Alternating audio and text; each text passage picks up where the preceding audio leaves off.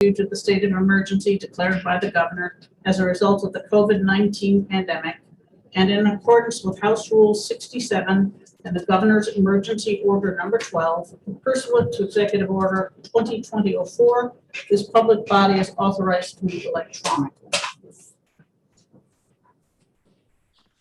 An executive session may be held on any bill referred to the committee.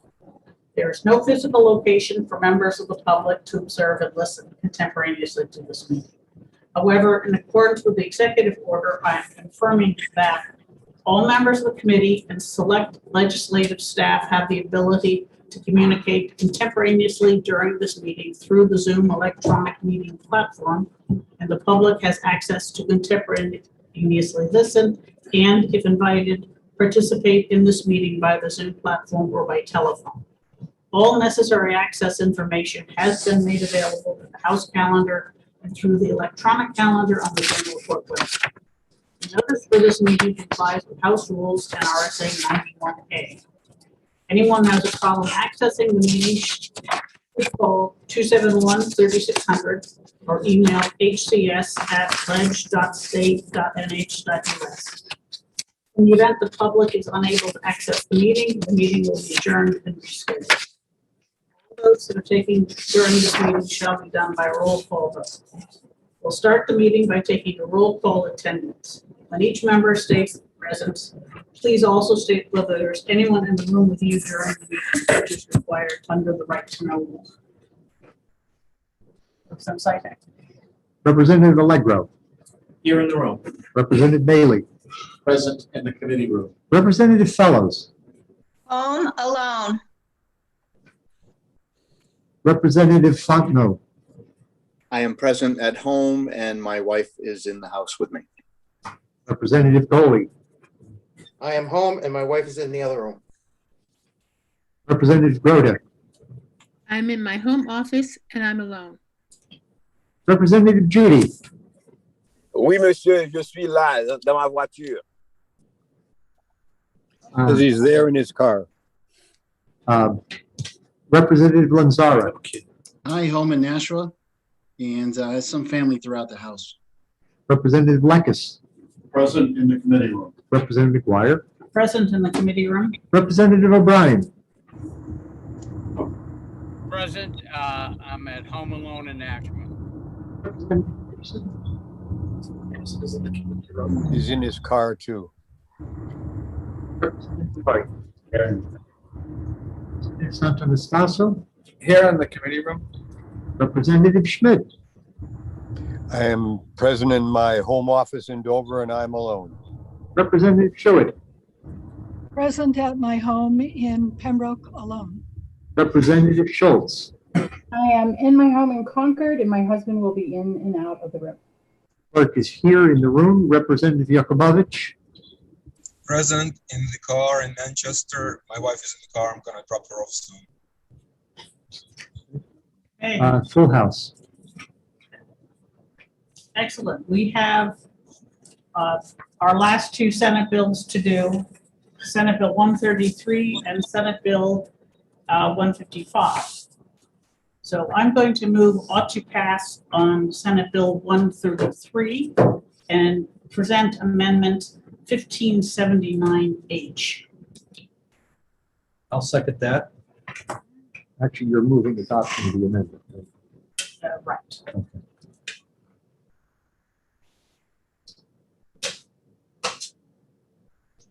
Okay. You have to go to pass first. You have to, I guess. That's why I mentioned ought to pass. Yeah, all right. Then we'll brought in the amendment. Rookie mistake. This amendment has been voted on each section individually. It includes the update to section 12 that we voted on with telepass. It's now part 9, but it's the same section. And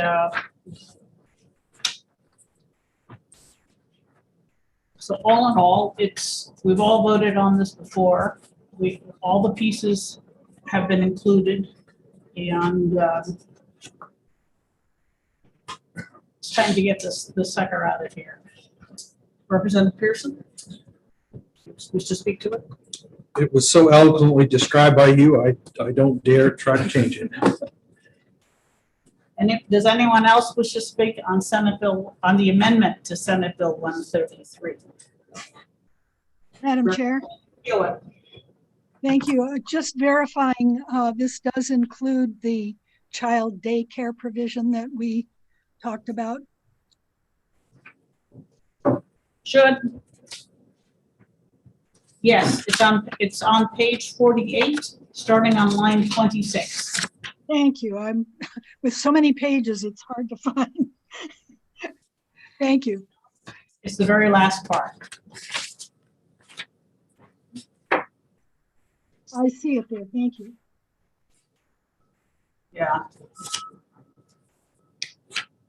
Rather shocked myself to be recommending a 50-page amendment, but these things can happen. Representative Hewitt, do you have another comment? I'm sorry, say again. Did you have another comment? No, I'm sorry. Did I still have my hand up? Yes, you put it back up, in fact. Representative Broda? Yes, thank you, Madam Chair. I want to recognize the work that Ms. Smarling did to put this together. There was a lot of information and she did an excellent job, and I would like her recognized by our committee. Yes. Here, here. In fact, we have to specifically recognize her because she injured her ankle yesterday and she's on crutches. Oh. So for Thank you. young community, we are definitely recognizing this. Thank you. Representative Fellows? Thank you, Madam Chair. Can you hear me? Because you can't see me. We I can see can you. both hear and see you. Correct. Okay. I just wanted to say that I will support this amendment, even though I don't agree with part 10.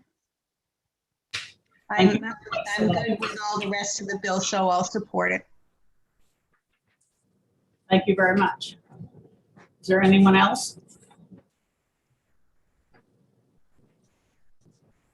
All right. With no further discussion, the motion is to approve Amendment 1579H to Senate Bill 133. And the clerk can call the roll. Representative Roy, Yes. clerk votes yes. Representative Pearson, Yes. Representative Yakubovich, Yes. Representative Lekis, Yes. Representative Allegro, Yes. Representative Bailey, Yes. Representative Lanzara, Yes. Representative Santonastaso, Yes. Representative Goley, Yes. Representative Schuett, Yes. Representative Judy, Oui. Representative Schmidt, Yes. Representative Schultz, Sorry, yes. Representative Fellows, Yes. Representative Fontenot, Yes. Representative Broda, We aussi. Representative O'Brien, Yes. the chair. Yes, It is 19-0 on the adoption of the amendment. excellent. In that case, I move ought to pass with amendment on Senate Bill 133.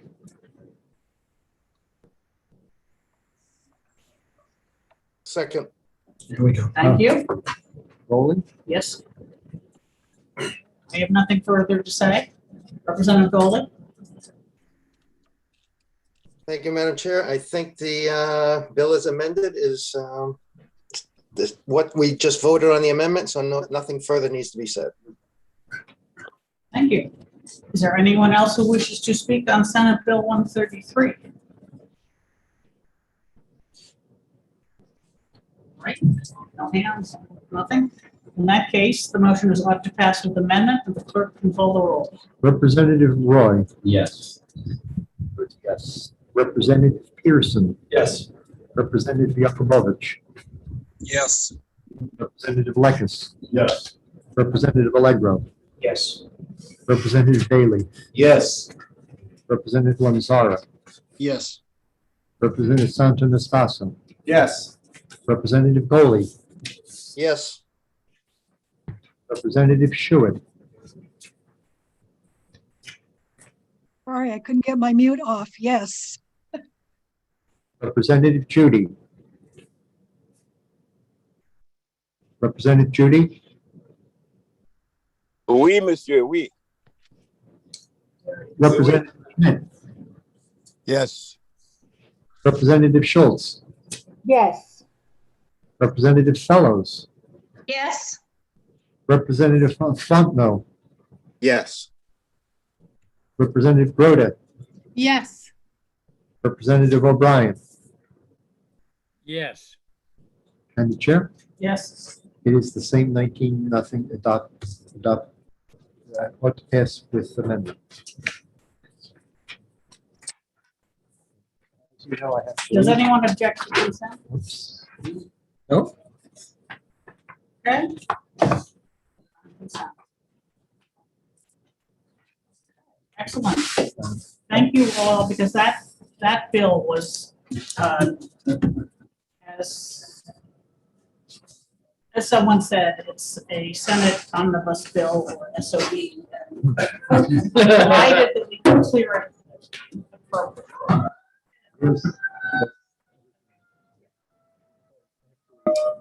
Okay, thank you. All right, Senate Bill 155 is the other one. Representative Roy, you have a motion? I move amendments 165H to Senate Bill 155. 165H, 5. No, 1685. 1685, thank you. Pardon my dyslexia. That's fine. Okay. Good practice. Because I do. Okay, is there a second? Also. Okay, that's Roy and Lycus. Okay, Representative Roy, if you care to speak to your amendment. I would, thank you. This amendment is a result of what I'm sure all of us know. That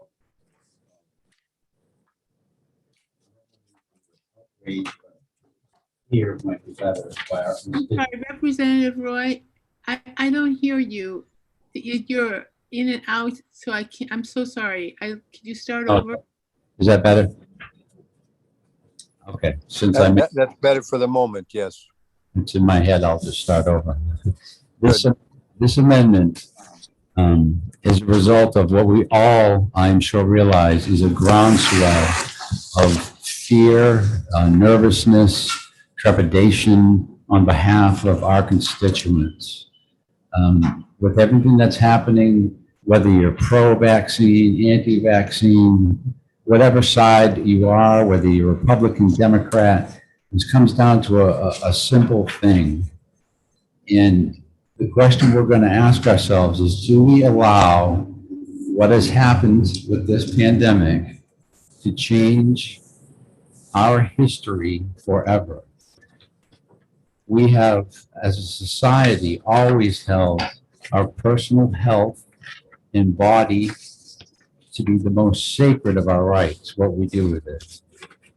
The question now before us is, are we going to allow department stores, restaurants, taxi cabs to determine what vaccines we have to have to either work there or use their facilities?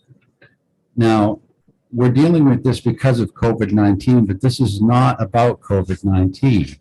This is about any future vaccine that should come down the pike that a certain facility, business, or whatever decides that they want their employees or their customers to have.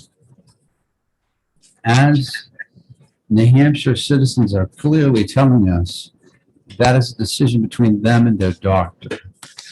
So with this amendment, I'd like to just briefly go through what we have included and what we have excluded.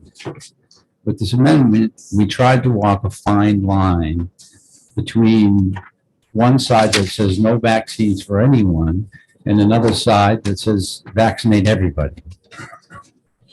We dealt with healthcare workers to ensure that people that work in long-term care facilities, that work in hospitals, that deal with potentially weakened immune system patients or themselves exposed to these type of things can be mandated by their employer to get vaccines.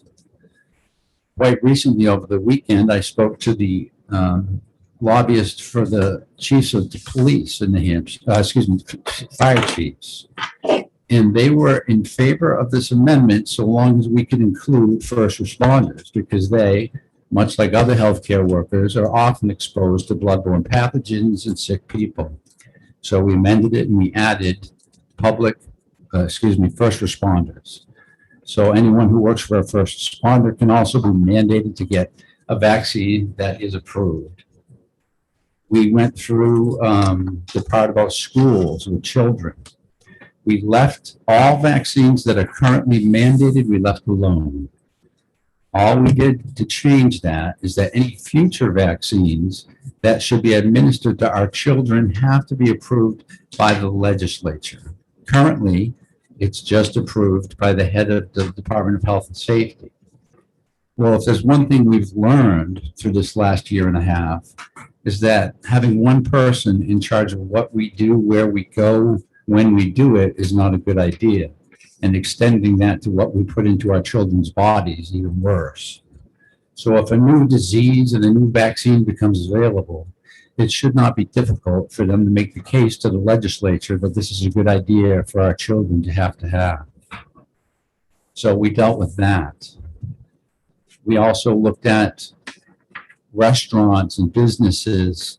How else could they deal with this? We specifically put in a PPP note in here that says, notwithstanding anything in this law, businesses can continue to mandate that people wear PPE, either working or as customers. So we left that there. We tried to cover every possible base, but at the end of the day, we have to answer the question, are our citizens correct that their bodies are their bodies and they decide what happens with them? Now, we've had discussions on other subjects where often the phrase, my body, my choice is used. And some people argue, well, that's not necessarily true. And some people argue it is. I hope that the people that argue that it is stand by their principle and continue to extend it to this situation, because it truly is your body alone and your choice as to whether or not you get a vaccination of any kind. Furthermore, this doesn't only extend to vaccinations. If we allow businesses to decide what people have to do to their body to be employed or to be customers, we have to look at other things. They say, well, letting us have the COVID vaccine is great. It makes it a safer workplace. Well, what else makes it a safer workplace? What if next time they decide to install BMI? You have to meet the government BMI, because otherwise you use too much sick time and it costs more for insurance.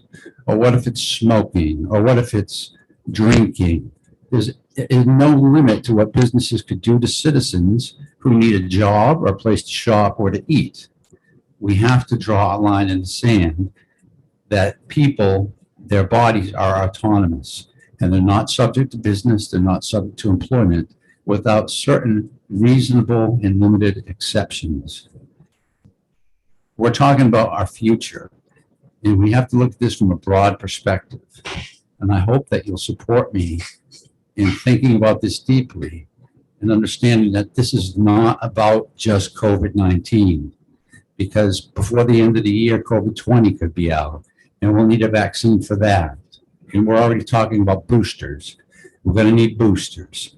So I'm not sure about all of you, but I do not want Target or Walmart deciding when I need to get a booster shot and what I need to have, or having to show them proof that I've done it, or medical records showing why I can't do it. Thank you. Representative Lekes? I'll just add two things briefly. One is addressing the rest of the amendment separate from the vaccine part. I think this is all material that we've discussed and I believe agreed to. Get that out there. And the only thing I'll add on the vaccine part is that not that long ago, the people of New Hampshire spoke overwhelmingly that when they approved the constitutional amendment 2B, the first part of the Constitution, where they said their privacy, their private information was so critical to them that they were willing to amend the state constitution to guarantee that. I see a major part of our duty as legislators and the purpose of government is to protect people's individual rights. And that is a right of the people of New Hampshire. And I believe doing this is essential to that duty. Thank you. Thank you. Representative Goley? Thank you, Madam Chair. I will be voting against this amendment. I believe businesses are in a free market to determine themselves what is best for the interest of their business. If those who choose not to work for a business that requires a vaccination so choose to, they can go to another place of employment. They know the terms and conditions when they go and put their application in for that place of employment. Another reason why is the fact that it's going to end up being the legislature making this determination as to which vaccines are applicable. I can't go along with that. I go along with the science and the doctors. And one other reason I cannot support this, it's just my biggest issue right now is why this non-germane amendment is here in this committee and not in Health and Human Services. When I looked at the listing back in the docket for the public hearing, Health and Human Services still had plenty of bills to attach a non-germane amendment to, where this non-germane amendment should have gone to Health and Human Services Committee, not ED&A. So for that specific reason as well, I cannot support this. If they want to bring it back and send it over to Health and Human Services next year, then I believe that's where it should start and go to the floor from there. So for those reasons, I cannot support this and will not vote for it. Thank you. Representative Baroda? Thank you, Madam Chair. I will also not be voting for this amendment. The COVID vaccine is not mandatory, and people don't want to take it. That's up to them, and there's no consequences for that other than taking care of each other as a community. We are responsible for public health, and I don't believe that the legislature is a place to make those decisions. Thank you. Representative Fellows? Thank you, Madam Chair. I can't support this amendment with the part that we've just been discussing because it will devastate some businesses. Cruise lines can't operate safely unless they have information about the vaccination status of the people who want to go on a cruise. There was recently on TV a poll done by UNH that said 1/3 of the people are not comfortable with the idea of going to a concert because they don't want to sit beside somebody who hasn't been vaccinated, and wouldn't be much fun to go to a concert if you have to wear a mask and keep your mouth shut the whole time. So movie theaters will also be impacted by this, and those are just a few examples. And the people who have been vaccinated and want to attend these kinds of events should have the right to do so. And their rights to operate within the public space is just as important as anybody else's. Thank you. Thank you. Representative Schuett? Thank you, Madam Chair. I have several issues with the vaccine portion of this amendment also. First, I paid special heed when we had the hearing that the Human Rights Commission was never consulted, even though they were included in this as enforcing body, particularly the portion that the young lady testified to, that this is making a protected class of people that's not delineated. How can you tell who you're discriminating against if you're not even allowed to ask? That's also one of my own issues with this. Could possibly go along with businesses not mandating their employees to show a passport, but to not even allow them to ask if an employee has immunity or been vaccinated. How can they then determine who needs to be supplied with PPE if they're not even allowed to ask?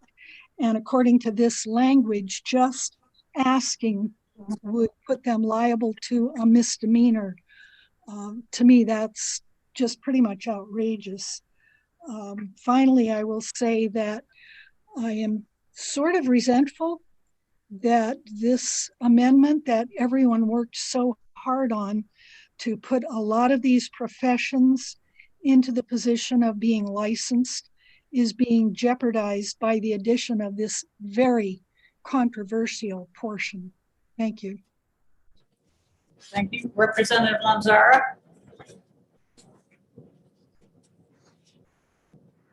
Hello, everybody. Good morning.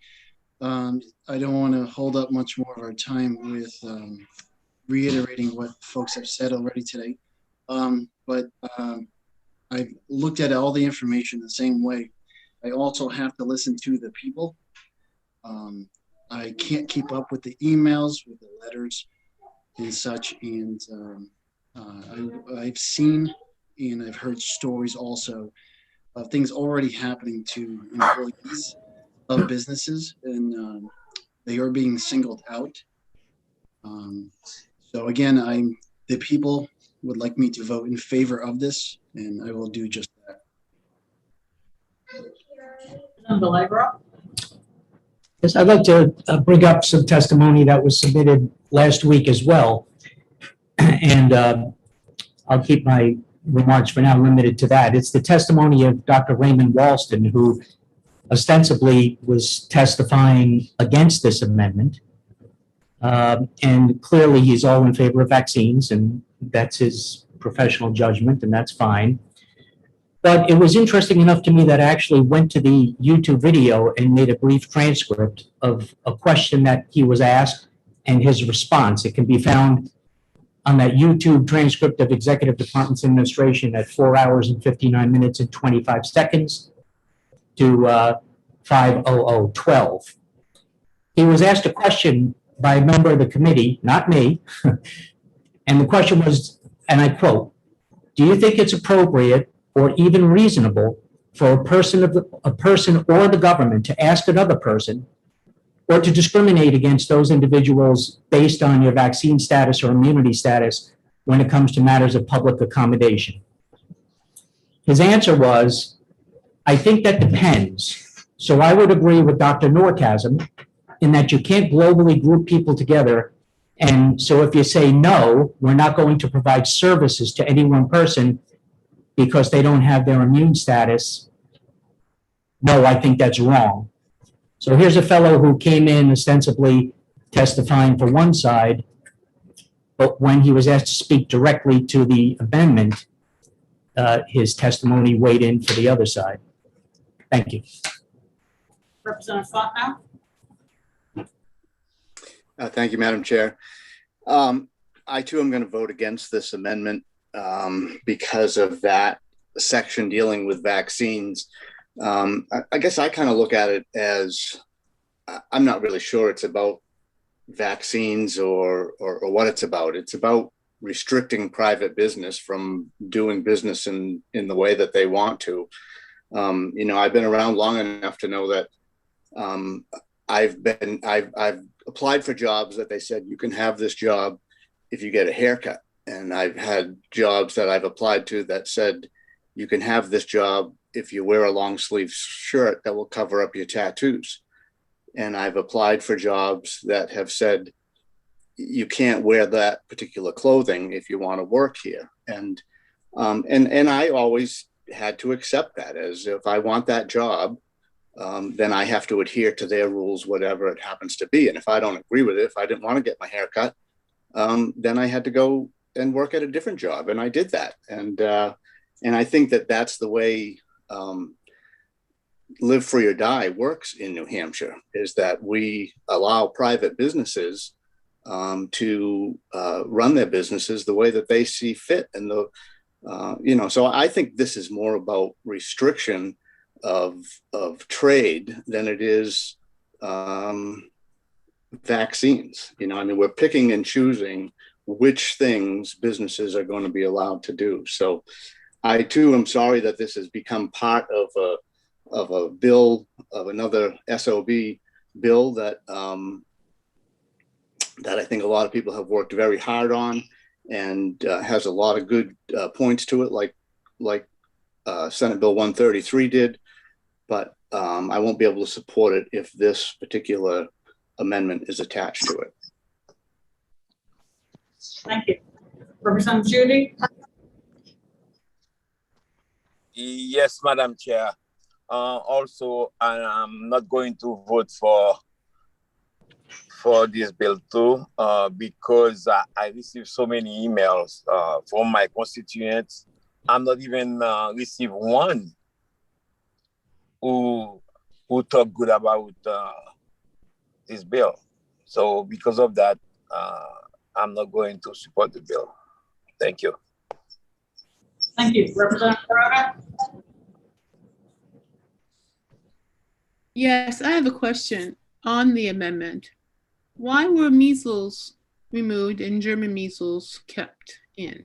Because German measles, if a pregnant woman is exposed to that and catches that. Excuse me, Representative Allegro has some data on that. Yeah, apparently that was a redundancy. Rubiola is regular measles, and as you know, rubella is German measles. So before it said 3 kinds of measles for 2. Was I clear on that? Yes. I looked that up just before we came in because I had the same question. So it used to say, I think rubiola, rubella, and measles, but rubiola is measles, and that's why the other one was taken out. Only need to mention it once. Yeah, thank you. So I'm unclear now. Are you saying that they're both removed from the original amendment? No, rubiola is in there, and rubiola is measles, so there was no cause to say rubiola and measles. Current statute says rubella, which is German measles, rubiola, which is regular measles, and the amendment, some of the amendments we were talking about earlier said measles, which was redundant, and so the redundancy was removed. Is that clear? Yes, thank you. Representative Roy? Thank you again, Madam Chair. Just a few quick responses to what I've heard. First of all, since business has actually been created, the government has been telling business what it can do as far as with human beings. Businesses argued that we know how to run our business best. Leave us alone. It's okay if we have children working. And we said, no, it's not okay. Businesses said, we know what's best. We know what our customers want. We don't want certain people inside of our eating establishments. It turns off other people. And we said, no, that's not okay. We have a history of allowing the free market and business to run as it should until and if it impacts individual rights. To a statement made earlier about the Live Free or Die New Hampshire way, Live Free or Die does not mean businesses live free or die. It means human beings, citizens live free or die. So by cutting business loose to do whatever it wants to its citizens is not live free or die. Live free or die is telling the citizens that we're going to make sure your rights are protected. Comparing getting an injection into your body of a substance that could permanently alter you, comparing it to haircuts and boots or uniforms or such things is specious at best. And finally, when you say, well, if you don't like it, go somewhere else, where are you going to go when all the businesses require it? Right now in New Hampshire, and I've circulated this, 2 large employers have already put their employees on notice, get the vaccine or be terminated. Hence the groundswell of emails. And that's 2 large employers. And when 2 large do it, maybe 2 more and 2 more, where are you going to work? Thank you.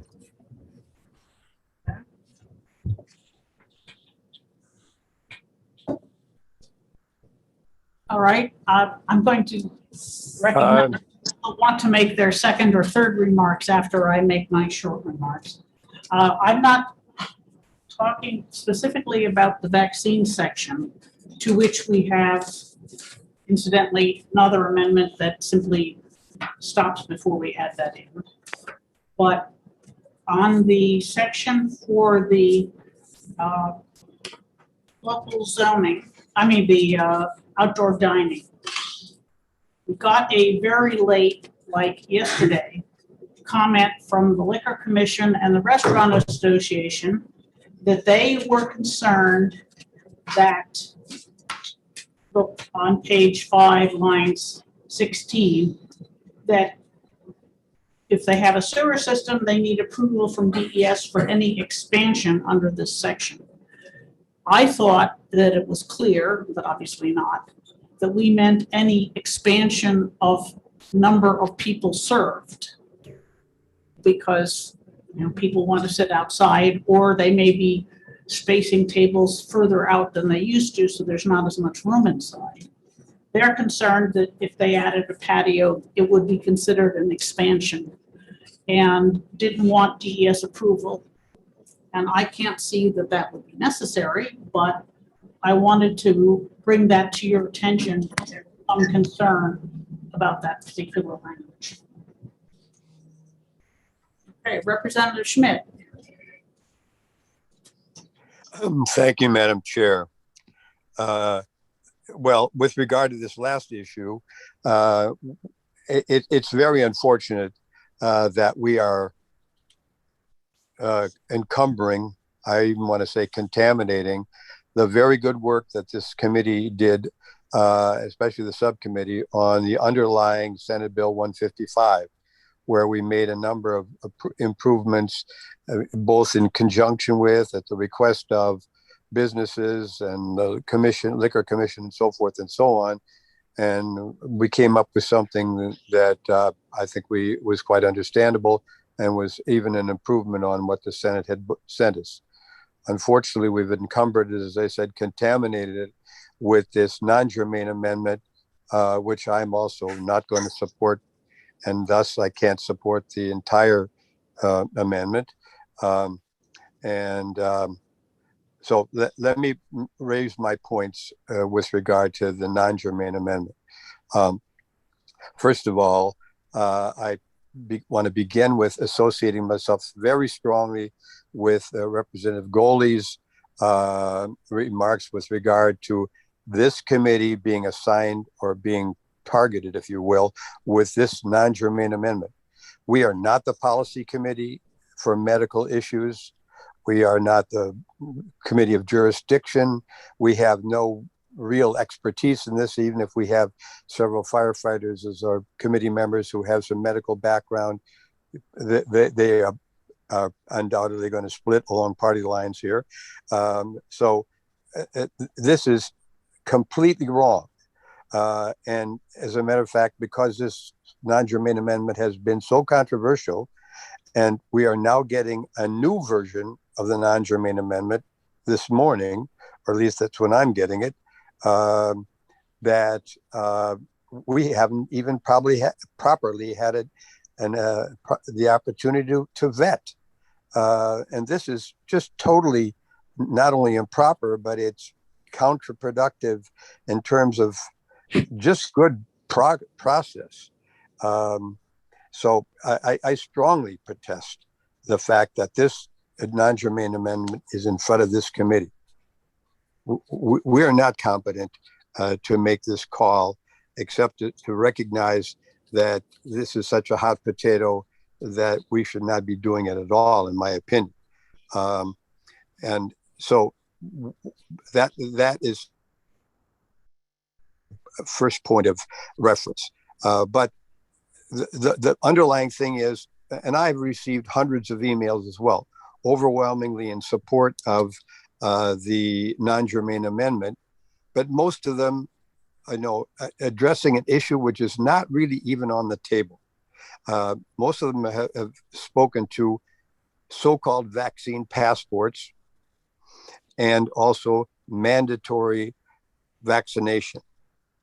Now, the state has long provided exemptions from medical procedures for people who are medically compromised in a way that they can have that procedure. And that's appropriate, totally appropriate, and I support that 100%. I also, with some reservations, but nevertheless support the idea of a religious exemption. Philosophical exemptions, I'm very troubled by, because that basically says, I don't like this, I don't want this. I don't think that's very good grounds in view of the fact that a lot of the people who have written to me don't really understand what they're talking about, or they're basing their opinions on information which I think is questionable at the very least. But the bill is actually a false premise, because vaccine passports and mandatory vaccinations are not on the table here. And for the people who are watching this and who will be watching this, because it's being recorded and it's going to be posted, and the citizens of New Hampshire who are concerned about this have a right to understand where we're coming from. And this is a false premise, because vaccine passports are not on the table. I am not at all sure that we have a good grasp on this committee of what vaccine passports really are. We have a concept. There's been some discussion of it, but not really sufficient. And the original amendment, I'm not sure that I can find it in this amendment, would have banned any documentation regarding vaccinations. Well, I've had the COVID-19 vaccination, the Pfizer vaccine. Both shots, I'm totally protected. I had no reactions whatsoever of a negative sort. And so I'm, under the information I've received, I'm now protected against COVID-19 and all of its variants that we know about at this point. And I'm comfortable with that. I'm also comfortable with people who are medically fragile, who cannot, for one reason or another, be vaccinated. They shouldn't be vaccinated, putting themselves at risk, and they're not being required to be vaccinated. The Hospital Association and the doctors that testified before us, they said, they have the Hospital Association testified, they have workarounds. They are enabling people who cannot be vaccinated, or for religious reasons, perhaps also cannot be vaccinated or won't be vaccinated, that they have workarounds so that those people can protect themselves and the public. So mandatory vaccination is, in my judgment, not really on the table. Certainly not the way that the supporters of the non-germane amendment think it to be the case. As far as vaccine passports, as I say, the original amendment from Representative Baxter, specifically had the language, any documentation regarding vaccinations. Well, when I got my vaccines, they gave me a card. It had my name, my date of birth, the lot number of the vaccine, and the date. And when I came back for my second shot, they entered in the date and all the pertinent information, as well as the lot number. Well, that would be prohibited under the Baxter language for sure, but that would be a violation of federal law.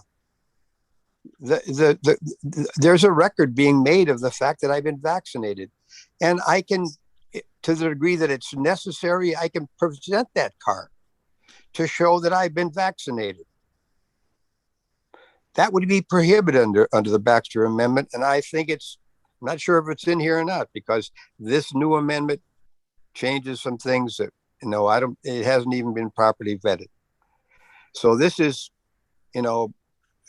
this is a bad amendment because it demands things that the so-called threat assessment that has been consistently part of not only the Baxter Amendment, but right on through, including Representative Roy's, that would put the hospitals through, individual assessment.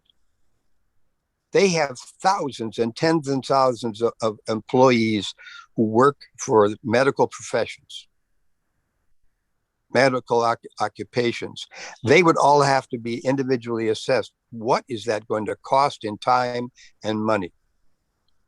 And to the degree that nursing homes, which are initially were not exempted, but are subsequently, I believe, included, but who knows what's in this new version of it.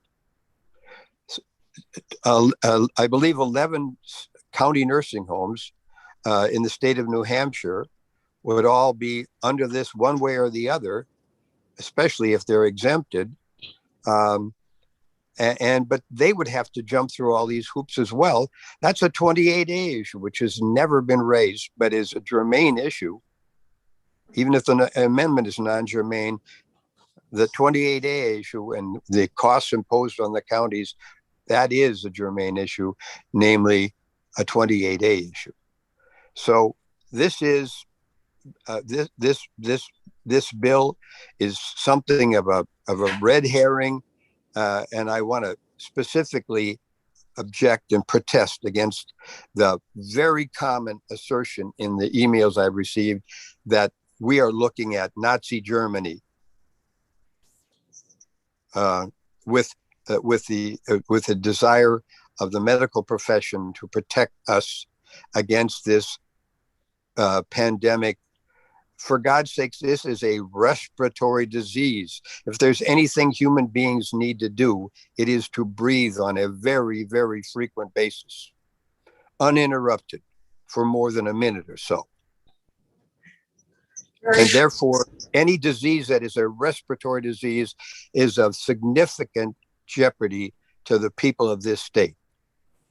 And therefore, I believe that businesses have a right to protect themselves, their employees, and the public in a number of cases. Not always, but many businesses would absolutely have a right to protect the public as well as their employees from the ravages of COVID-19. And it's not just some little flu, like disease.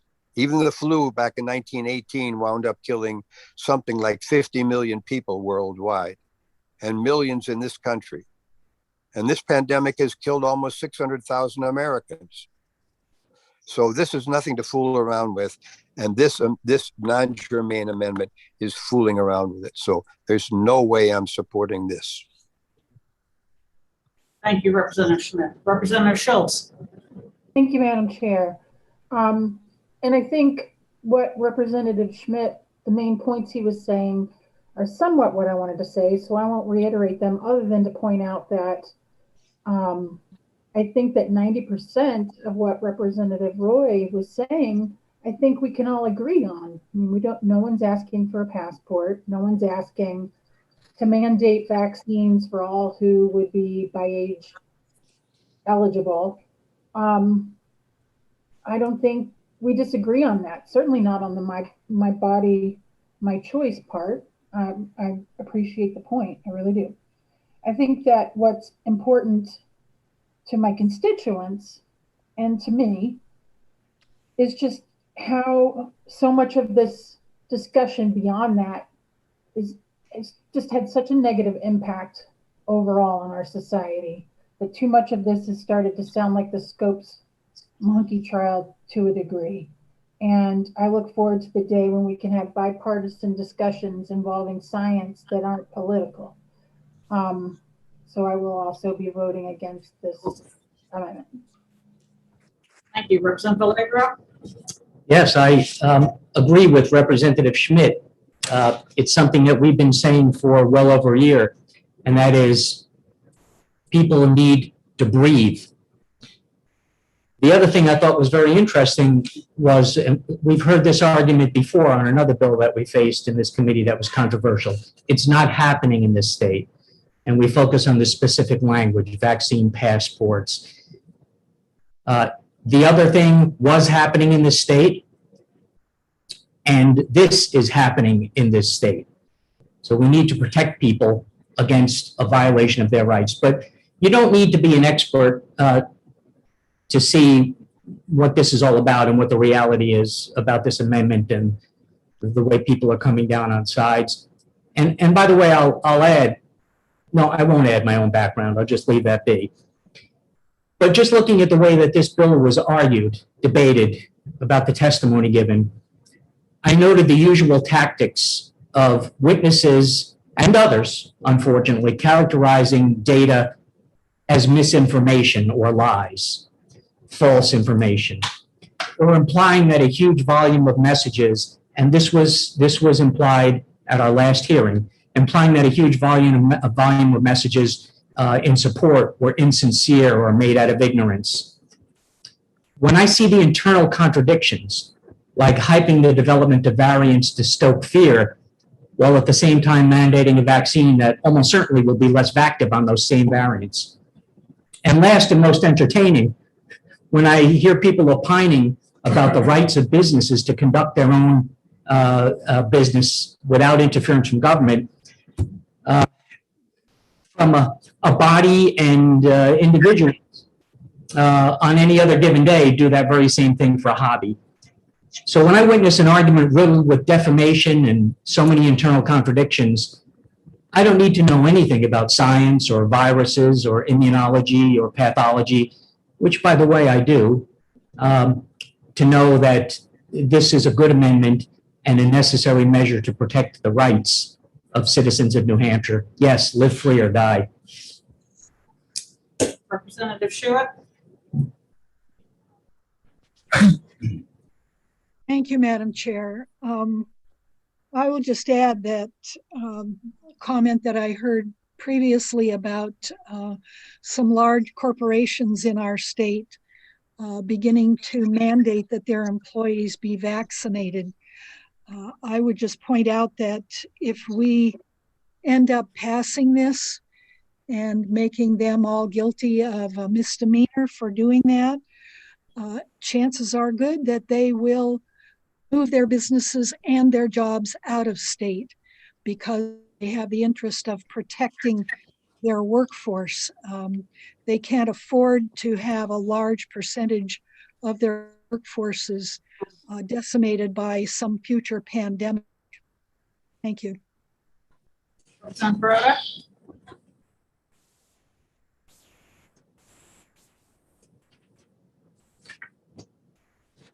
I'm sorry, who did you call on? You.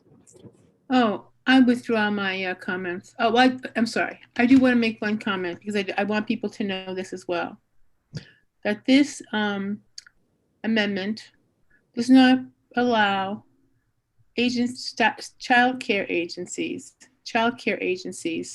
to require that their employees be vaccinated, so that a woman who's pregnant, who is also schools, a pregnant woman could work at a school, catch rubella, and her fetus would die.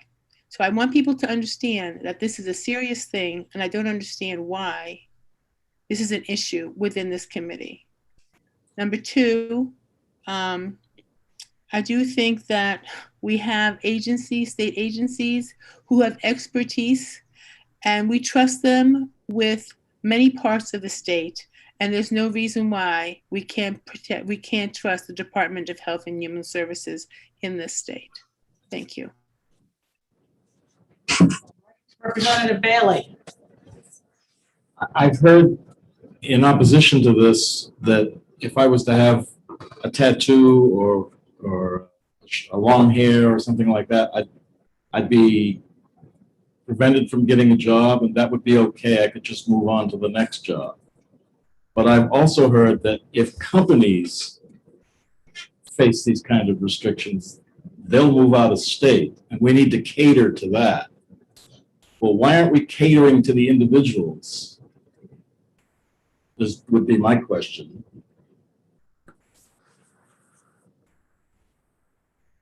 Thank you. Is there anyone else who wishes to speak on this? Or have we beaten our dead horse sufficiently? All right. In that case, the motion is on amendment 1685 made by Representative Roy. And the clerk will, excuse me, Representative Likas. No, sorry. No, okay. Who's I second? Representative Likas was the second. Okay, just double check. Clerk can call the roll. All righty. On the amendment 1685H, Representative Roy. Yes. Clerk votes yes. Representative Yakubovich. Yes. Representative Lekas. Yes. Representative Allegro. Yes. Representative Bailey. Yes. Representative Lanzara. Yes. Representative Santanastaso. Yes. Representative Goley. No. Representative Schuett. Mr. Clerk, I didn't hear you call Representative Pearson, but vote no. Representative Pearson is the clerk. Representative Schuett. Oh, I'm sorry. Thank you. I vote no. Representative Judy. No, monsieur. Representative Schmidt. No. Representative Schultz.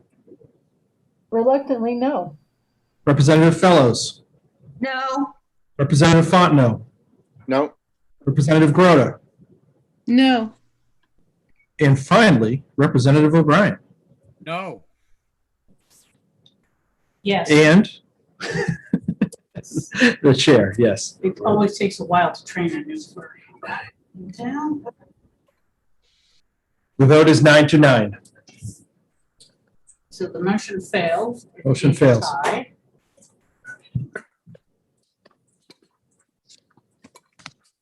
Let's go to record. Madam Chair, Representative Schuett is first. Yes.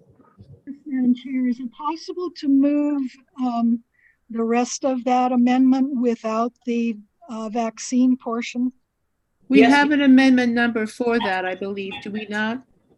We have such an amendment, and you may so move.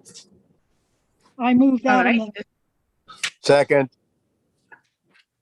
Representative Schuett, seconded by Representative Schmidt, and that amendment is, I can look up the number as well. I'm trying to search for it. We're going to double check the number. I think it's Thank you. 1647. There have been so many, I'm lost. 67 Pam is telling us. not. Right, 1647. Excuse me, Ms. Snarling, but that one includes the childhood immunization. No, it's 16, Oh, it's I'm sorry, you're right. 1646. 1646. I apologize. All right, Representative Schuett, you're moving amendment 1646. Correct. Nothing whatsoever after the liquor fees. Correct? Yes, Yes, and it also is an amendment that no longer includes a sunset date for the outdoor dining language, since the provision now clarifies an existing law rather than creating a new law. We had that kind of glitch. That That was repaired. This does not have a sunset. Correct. Okay, that's amendment 1646, moved by Representative Schuett, seconded by Representative Schmidt. And just to clarify, Madam Chair, this has nothing of the, You're correct. Nothing of that about vaccines or anything to do with the emergence, the non-germane amendment. It simply is our amendments and to the original Senate Bill 155. very good, thank you. Would you care to speak to your motion?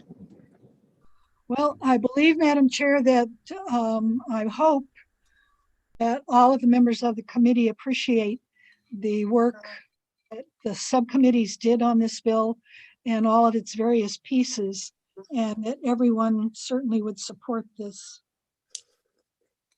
Thank you. Representative Schmidt, do you wish to speak to your second? Only to say, Madam Chairman, it was a good bill when it came over from the Senate, and the subcommittee and this committee have improved it significantly. So let's all support it. Okay. Is there anyone else?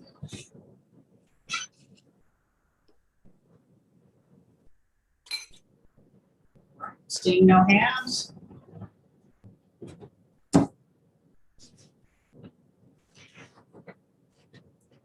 Pardon us, short caucus.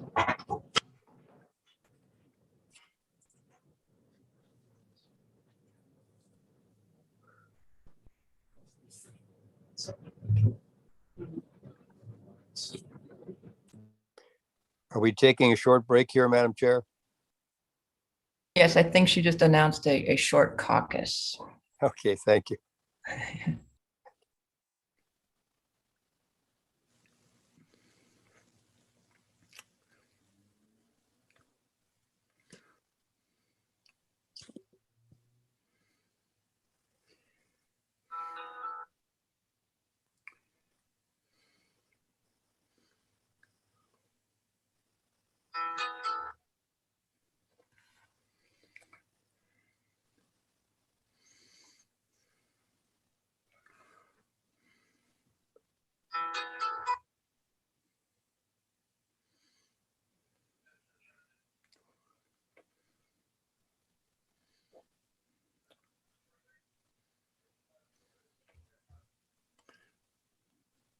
While we're waiting, I just want to say hi to former Representative Bowden. Hi, I know you're not on our side of the panelist view, but yeah, we're waiting. You know that he's there? How do you see him? On the attendee side. He's one of the attenders. And I appreciated his. Aw. Steve, I thought you moved to North Carolina. He can't talk, can he? Only if we let him in. There's a good joke there, but I won't make.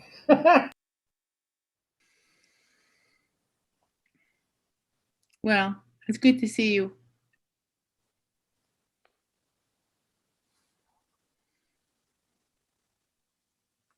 Representative Lazara, are you waiting for the meeting to start, or do you want to say something?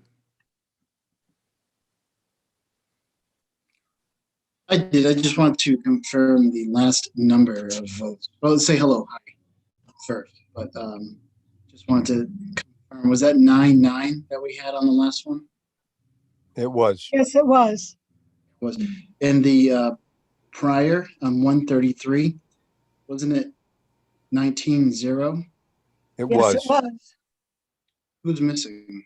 Representative Sitek had left the room.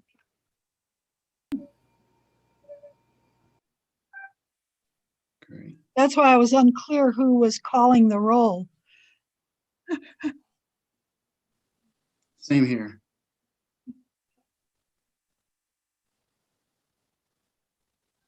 And to think I almost went in person today. What would you be thinking that you would do that? Well, we're recording. Oh, well, I have a shorter commute. I'm Well, still that's true. reluctant, though, with the new CDC announcement about compromised immune systems has held me back.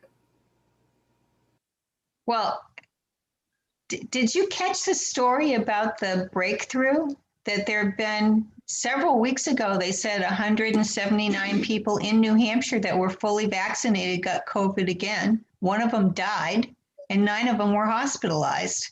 We're not, I think it's going to be good this summer, but I think when we get to the fall, we're going to start seeing more cases again. Well, and I assume those folks had COVID when they were vaccinated, but I don't know. No, well, no, I don't think so, because they said fully vaccinated, which would mean, if you get 2 shots, it was 2 weeks beyond the 2 shots. Well, you could have caught it just before your second shot and not have built the army that the second shot gives you to fight the illness.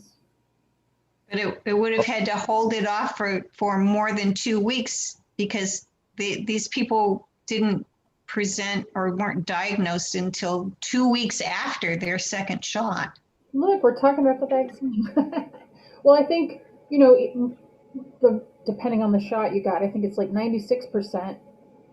Right.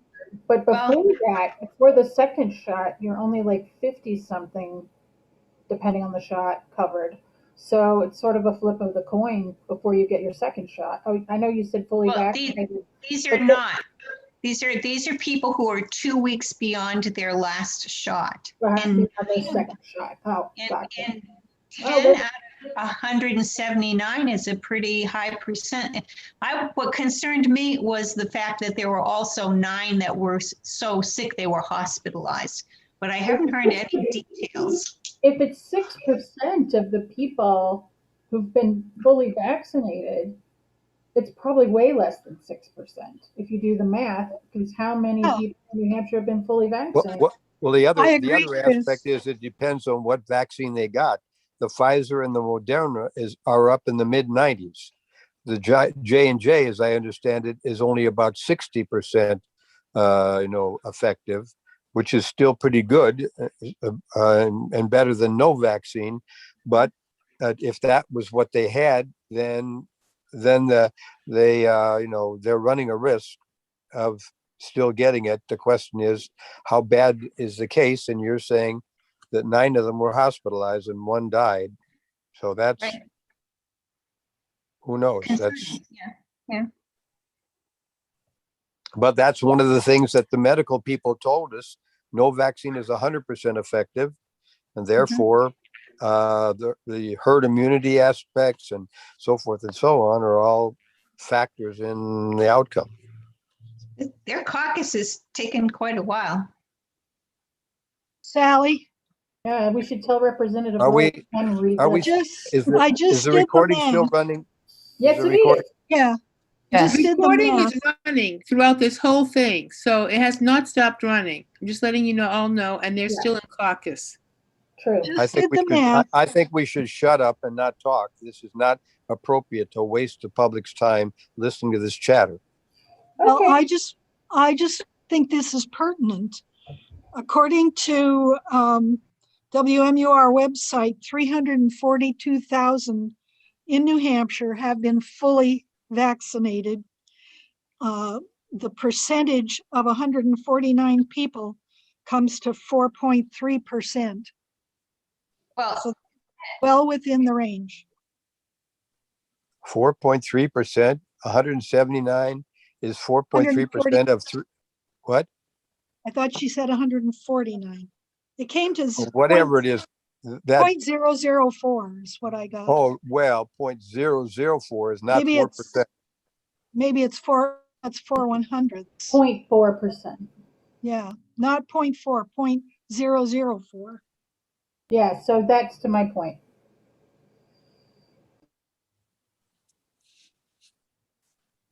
Pretty darn good. So that's well within the range that they said would not be effective.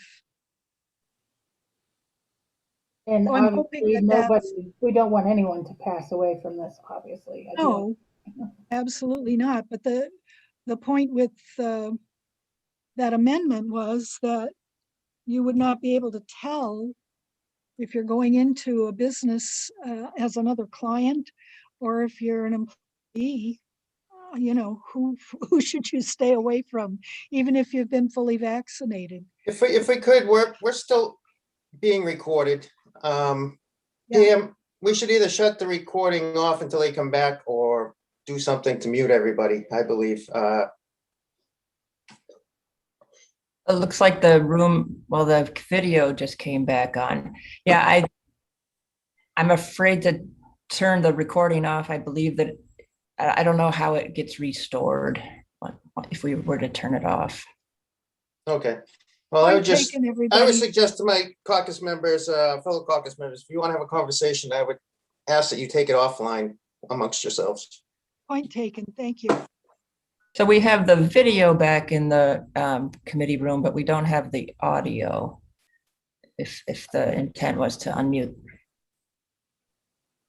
Thank you, Representative Lekis. I thought I got the mute turned off, but I missed it. Fine, we have completed our caucus. Thank you very much. Is there any further discussion on the amendment 1646? Which is where we were. Correct. Not seeing any.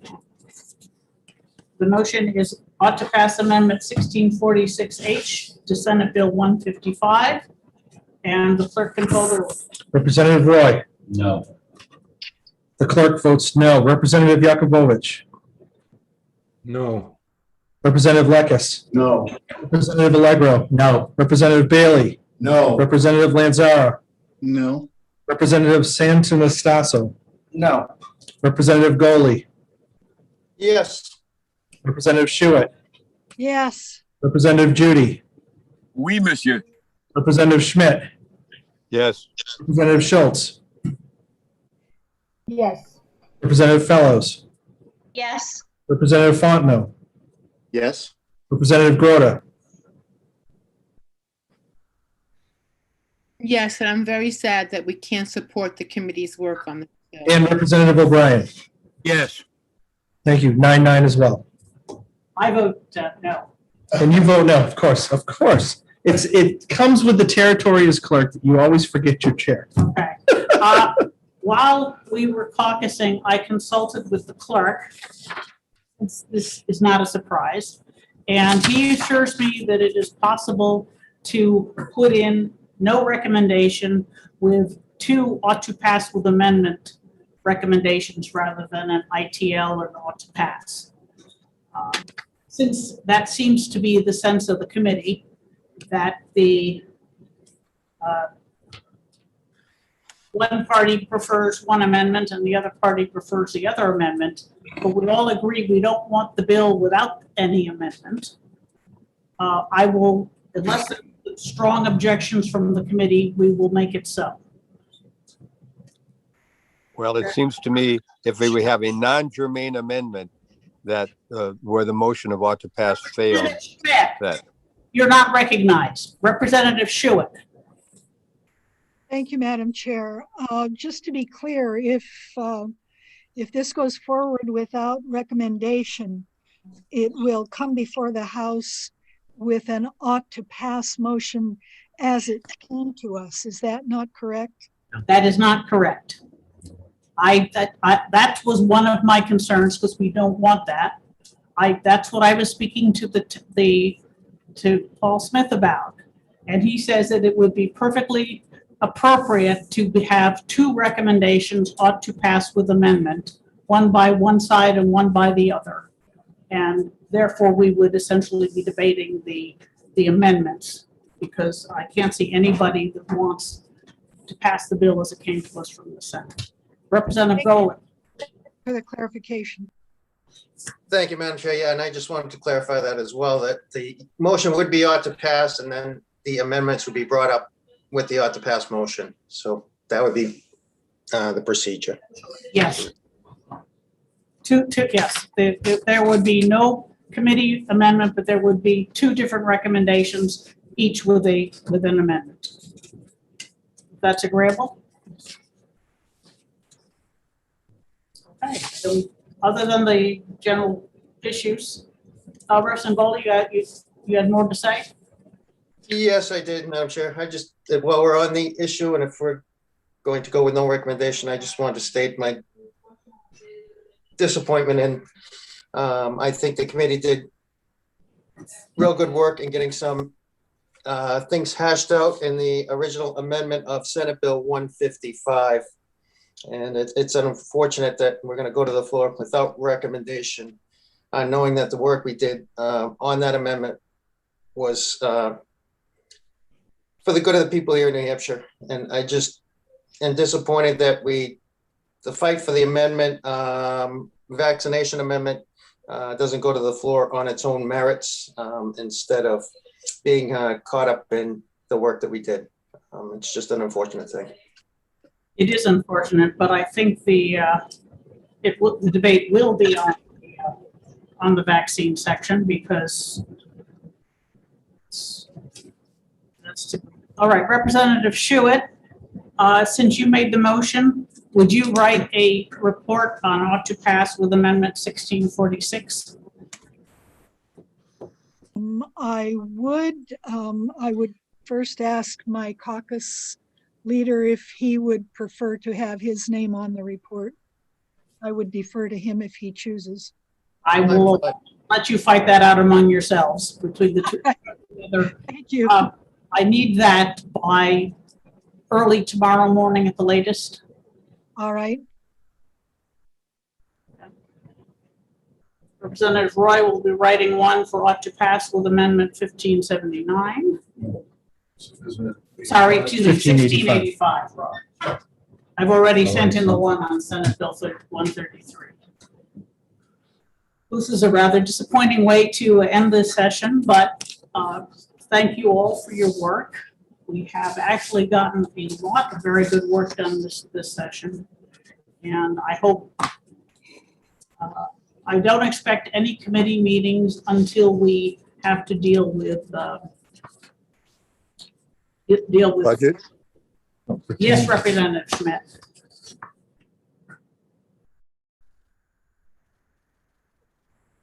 Okay, well, I was going to say until we have to deal with Senate amendments. So far, the only amendment that I've seen is totally innocuous. It's on the Wentworth Cheswell Day. you're right. Concur with that. All right, Representative Schuett. Yes, I was just curious if you had a feeling when we would be likely to be taking those up. According to the speaker, it's like we will probably not take them up the next session where we have to get all the Senate bills out.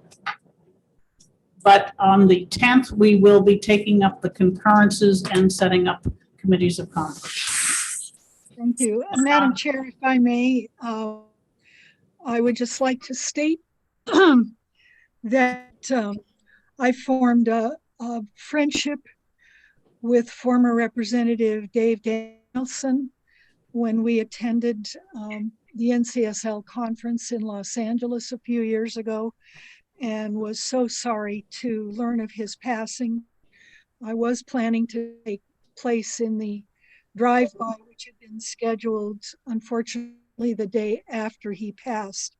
So I just wanted to state that for all committee members to honor his memory. Thank you. Absolutely.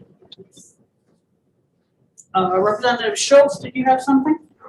Yeah, well, I agree with what Representative Schuett said. Any of us who got to know him liked him quite a bit, and it's a great loss. That's not why I raised my hand.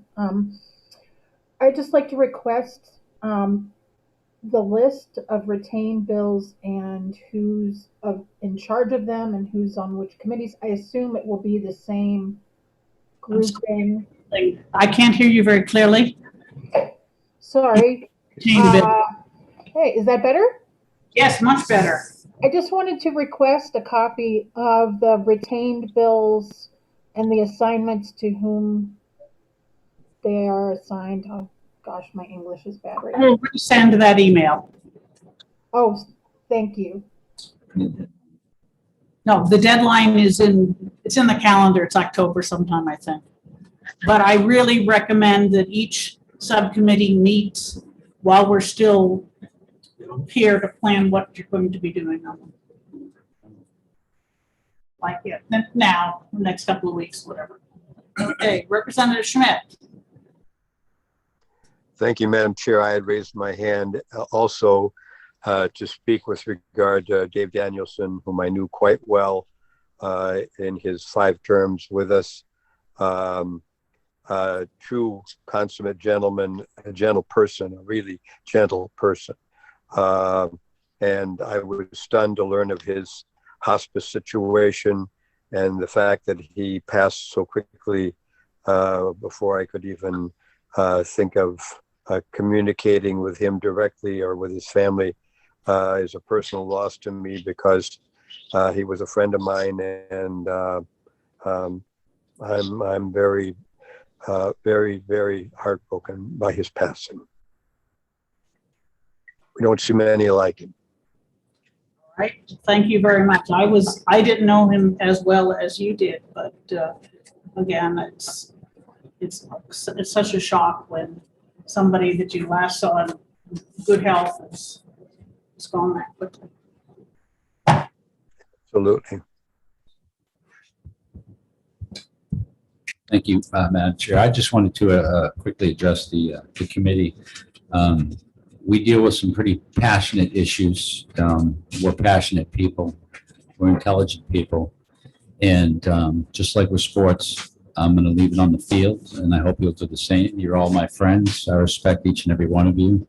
And we come to sometimes some pretty passionate disagreements, but at the end of the day, we all serve the same purpose. So I appreciate all of you. Thank you. Thanks, Terry. And on that respectful note, we'll close this meeting, and I will be sending out a note of who's speaking on which bills for when the calendar comes out. Thank you all.